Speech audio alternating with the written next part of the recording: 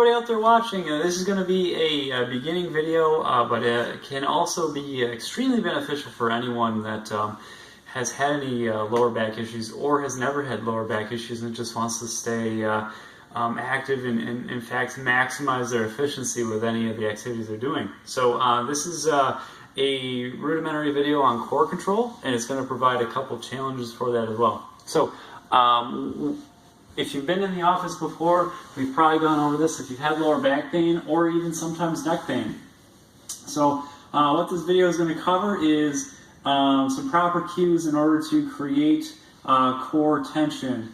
You want to try to perform this activity whenever you're in any plane of motion where you're creating transition. For instance, when I go to get up out of this position, I want to be contracting my core to help prevent any potential injury from occurring through that movement. In addition, it creates a more fluid, powerful movement as I'm moving. So it's not only good just for prevention of pain, but can also increase your efficiency of movement. So with that being said, let's go ahead and go over those cues once again. So laying on your back is one of the best ways to help to understand to begin to learn this control.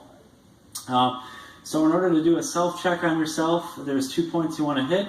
One is going to be taking your palm and bringing it to around the middle of your lower back, kind of pressing right in towards that spine. And then the other portion is going to be slightly in on that bone, that hip bone as everyone calls it, or the ASIS is what it's really called. And so your finger should be placed there as well. So what you're going to do is you're going to imagine that there's a string attached from between your belly button to your spine. You're going to try to create tension on that string such that you're trying to bring the belly button and spine closer together through tension. So what you should feel if you're properly activating is a soft rise in some musculature here on the inner hip bone, or and also in addition a co-contraction of some deep muscles in the lower back. So you should feel also some twitching or firing through here as well.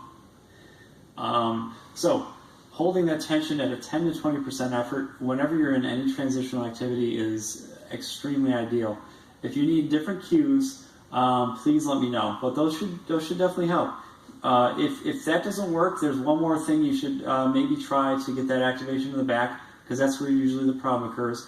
Try to use those muscles you would use while you're also tensing in the front, those muscles you would use to stop yourself from urinating. Sometimes that helps as well, and you want to get those twitches once again in the back. And when you're doing this initially, try to look at both sides, see if you're firing on both sides. Sometimes there's a side that you might not be firing on as well. And also notice when I'm doing this, you're seeing no change. I'm not coming up. My legs aren't shooting up, and you don't see my back flatten out. Or I'm not even doing like a partial sit-up position where my back flattens. So everything stays even and controlled, and I'm still being able to talk. I can still breathe to some extent, although it's a little tight when I do it. And there you go. So 2 challenges for this. We're going to do the McGill crunch. So a bent leg position. I will advise you on the amount of seconds to hold these and the amount of reps to do on an email if I give you that. But in general, a 5-second hold is ideal, and you can do as many repetitions as you feel comfortable. If you get shaky or start feeling failure or start feeling a bend in your spine, you do want to stop doing these. So what to do with this? You're going to create that tension in the lower back.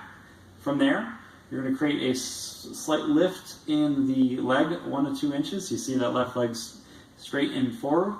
And you're also going to lift the head up just a few inches, and also the elbows a few inches. Holding in this position, you could typically hold for 5 seconds comfortably. Some people may want to hold for 10 or longer and relax. Once again, you're going to do repeated repetitions at a number of different second holds. So from there, you also might want to try the hip hinge when you feel comfortable. This is a great one for those that are in athletics, because it teaches you to brace while you're in a transition through the hips. So in a kneeling position, you're going to stare straight ahead, get something where you can have 3 points, back of your head, back of the shoulder blades, and at the very base of the spine, Once again, engage in that brace.